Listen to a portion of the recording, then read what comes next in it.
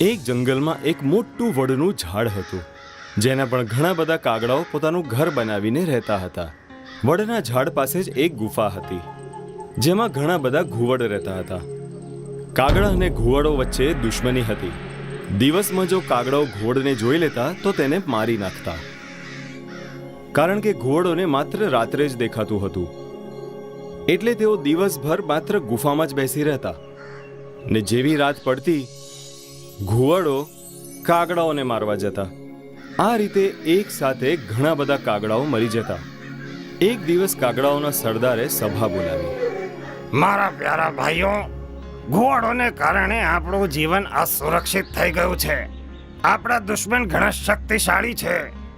તેમને રાતના દેખાય છે, એટલે તો આપણી પર રાતના જ હુમલો કરે છે. આપણે રાતના જોઈ નથી શકતા, એટલે મરી જઈએ છે. દિવસમાં તેમના પર આપણે હુમલો નથી કરી શકતા, કારણ કે તેઓ ગુફાના અંધકારમાં જ છુપાઈ જાય છે. અમારા શત્રુઓ બહુ તાકાતવર છે. આપણે એની સાથે સમજોતો કરી લેવો જોઈએ, નહીં તો આવી રીતે આપણે બધા જ કાગડાઓ એક દિવસ ખતમ થઈ જશું.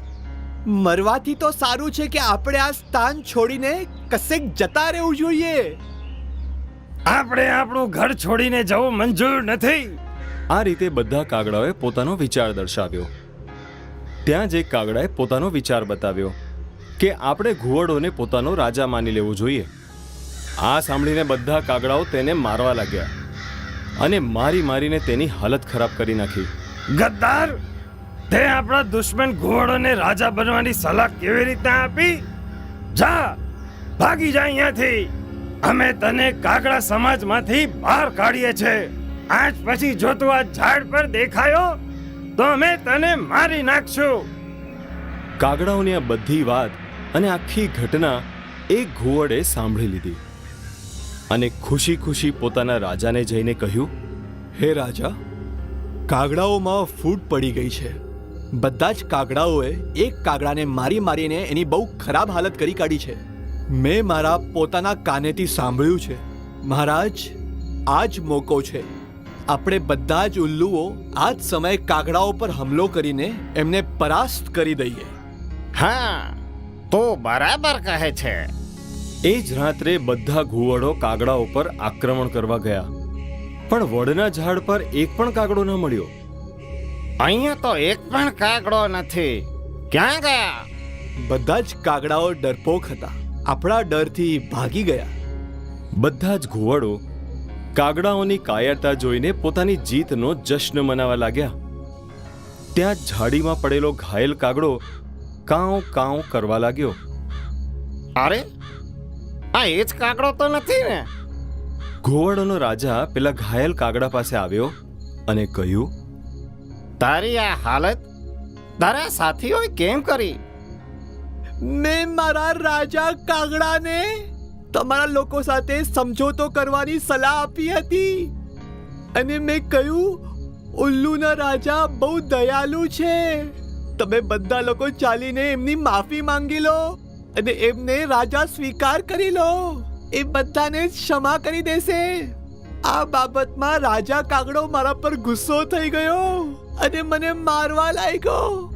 અને આ જોઈને બધા જ કાગડાઓ મને મારવા લાગ્યા અને બધાએ મને બહુ બહુ માર્યો. મહારાજ, તમે તો ઉલ્લુઓના રાજા છો. મને પોતાના શરણમાં લઈ લો.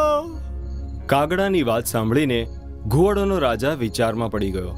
ત્યારે જ એક ઘુવડે કહ્યું, હે રાજા, શત્રુઓના વાત પર વિશ્વાસ ના કરવો જોઈએ. આ આપણો શત્રુ છે. આને અહીંયા જ અને હમણાં જ મારી નાખો. આમાં જ આપણા બધાની ભલાઈ છે. નહીં મહારાજ, આ કાગડાને આપણામાં સામેલ કરીને બહુ જ ફાયદો છે. આ કાગડાઓના ઘરનો ભેદ આપણને બતાવશે અને આપણે બધા જ મળીને બધા જ કાગડાઓને મારી નાખશું. તારી વાત મને સાચી લાગે છે. આને આપણી સાથે જ લઈ ચાલો. આજથી આ આપણો મિત્ર છે.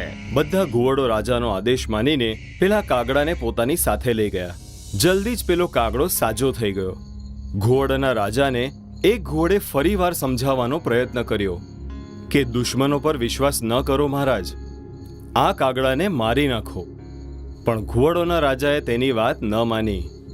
થોડાક દિવસો પછી પેલા કાગડાએ ઘોડોના રાજાને કહ્યું, મહારાજ, તમે તો જાણો છો કે શરદીનો મોસમ આવવાનો છે. આપણને ઠંડીથી બચવા માટે સૂકી લાકડીઓ ગોળા કરી લેવી જોઈએ. કેમ?